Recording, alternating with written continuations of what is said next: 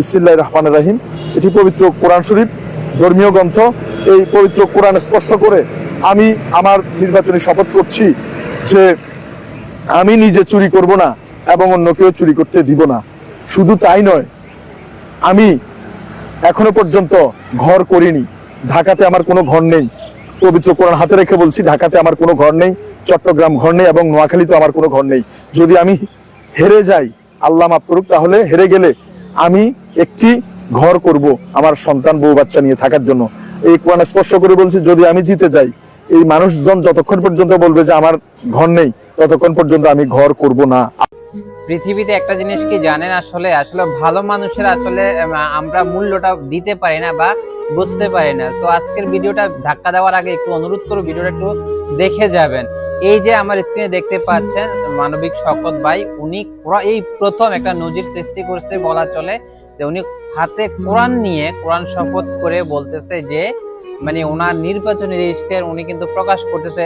দেখেন, অনেক বাংলাদেশে অনেক আসন আছে, অনেক সিট আছে যেখানে বিএনপি, জামাত বা বিভিন্ন অন্যান্য জোটের বা অন্যান্য দলের প্রার্থীরা হয়তো বিজয়ী হবে, কিন্তু এই এক ভিন্ন ধরনের মানুষ উনি মানবিক শওকত ভাই। ওনাকে যারা চেনেন না তারা আসলে একটু ওনার ব্যাপারে একটু ফেসবুকে ঘাটাঘাটি করেন, বুঝতে পারেন খুবই চমৎকার একজন মানুষ। আসলে এই মানুষটাকে বিশেষ করে আমি অনুরোধ করব, যারা হচ্ছে যে আপনাদের কি বলে নোয়াখালী 5 আসনের আছেন, তারা এই ভিডিওটা সর্বোচ্চ শেয়ার করে, এবং সবাই যারাই দেখতেছেন নোয়াখালী 5 আসনের বাংলাদেশ সকল মানুষকে অনুরোধ থাকবে ভিডিওটা বেশি বেশি শেয়ার করার জন্য। আর সেকেন্ড কথা হলো যে এই মানুষটাকে একটু সুযোগ করে দেন, আপনারা এই মানুষটাকে একটু সুযোগ করে দেন। উনি কিন্তু হতদরিদ্র মানুষের পাশে সবসময় ছিলেন, আশা করছি থাকবেন। সো আপনাদের কাছে অনুরোধ একটাই থাকবে, শুধু এই মানুষটাকে একটু সুযোগ করে দেন মানুষের সেবা করার জন্য। উনি এখনো মানুষ সেবা করে যাচ্ছেন। উনি কিন্তু বাংলাদেশের প্রথম বেওয়ারিশ হাসপাতাল কিন্তু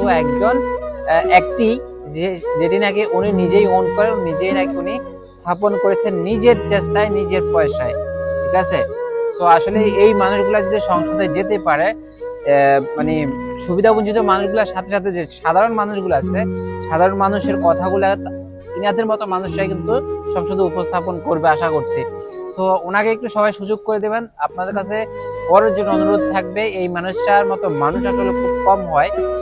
আপনারা আমার স্ক্রিনে যে ভিডিওটা এতক্ষণ যাবত দেখছেন, আমি পুরো ভিডিওটা চাইলেও দিতে পারতাম, কিন্তু আরো এটা অনেক লম্বা ছিল ভিডিওটা। ওনার নির্বাচনী ইশতেহার কিছু কিছু অংশ আমি আপনাদের সাথে শেয়ার করছি।